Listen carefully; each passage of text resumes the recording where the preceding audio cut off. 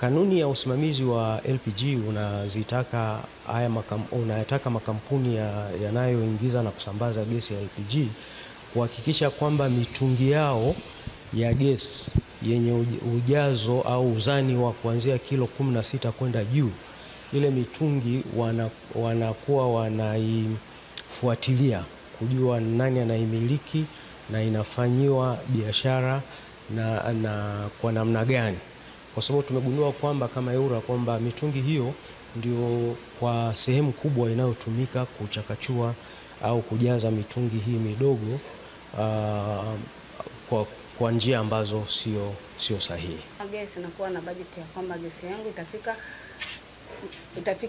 yani itafanya matumizi yangu kwa kiwango fulani, lakini inapoishia njiani inanipa budget nyingi.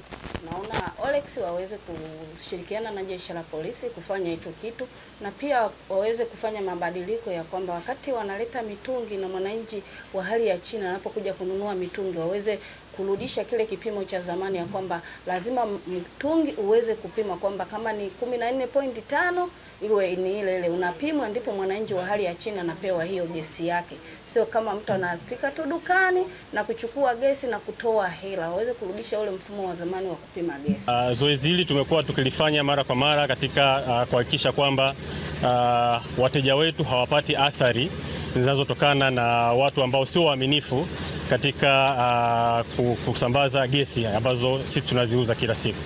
Sasa hili ni jambo ambalo sisi tunalilaani vikali na tunaendelea kuomba msaada kwa serikali na taasisi zake mbalimbali katika kuhakikisha kwamba dhumuni zima au nguvu kubwa ambayo tunaoifanya katika kuhamasisha matumizi ya nishati safi ya kupikia haiathiri na watu wachache ambao wanafanya vitu ambavyo kinyume cha taratibu. Hii harambee ya kukamata uchakachuaji wa gesi, mimi nawaunga mkono jeshi la polisi, na waunga mkono